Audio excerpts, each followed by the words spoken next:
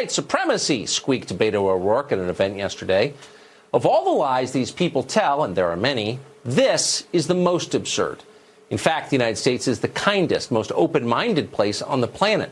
The U.S. has done more for other people and received less in return than any nation in history by far. Americans like to help. It makes us feel good.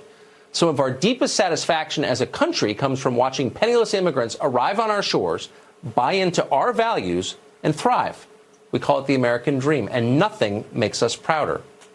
It was in that spirit that in 1992, the United States welcomed 10-year-old Ilhan Omar and her family.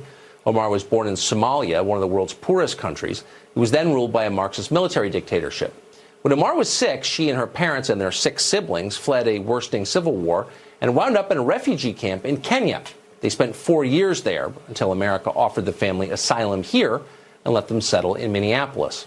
Omar's father drove a taxi at first, then got a job at the post office, working for the government. Omar, meanwhile, grew up free in the world's richest country with all the bounty that implies. She became a citizen, then went to work at a state university. A few years later, she became a member of Congress, elected by voters who were proud to see an immigrant succeed. Omar is now, at the age of only 36, one of the most powerful women in America. It's an amazing story, really. Only in this country could it have happened. Ilhan Omar has an awful lot to be grateful for. But she isn't grateful. Not at all. After everything America has done for Omar and for her family, she hates this country more than ever.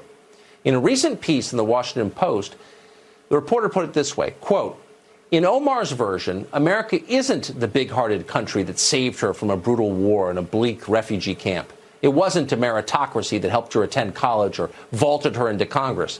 Instead, it was the country that had failed to live up to its founding ideals, a place that had disappointed her and so many immigrants, refugees, and minorities like her." End quote. If anything, that's an understatement. Omar isn't disappointed in America. She's enraged by it. Virtually every public statement she makes accuses Americans of bigotry and racism. This is an immoral country, she says. She has undisguised contempt for the United States and for its people. That should worry you, and not just because Omar is now a sitting member of Congress.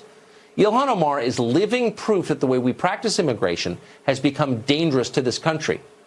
A system designed to strengthen America is instead undermining it. Some of the very people we try hardest to help have come to hate us passionately.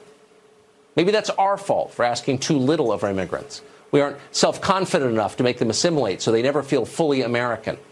Or maybe the problem is deeper than that. Maybe we're importing people from places whose values are simply antithetical to ours. Who knows what the problem is? But there is a problem. And whatever the cause, this cannot continue. It's not sustainable. No country can import large numbers of people who hate it and expect to survive. The Romans were the last to try that with predictable results. So be grateful for Ilhan Omar, annoying as she is. She's a living fire alarm, a warning to the rest of us that we better change our immigration system immediately, or else. We want to end tonight with some good news. Last night we told you about Ed Henry and his decision to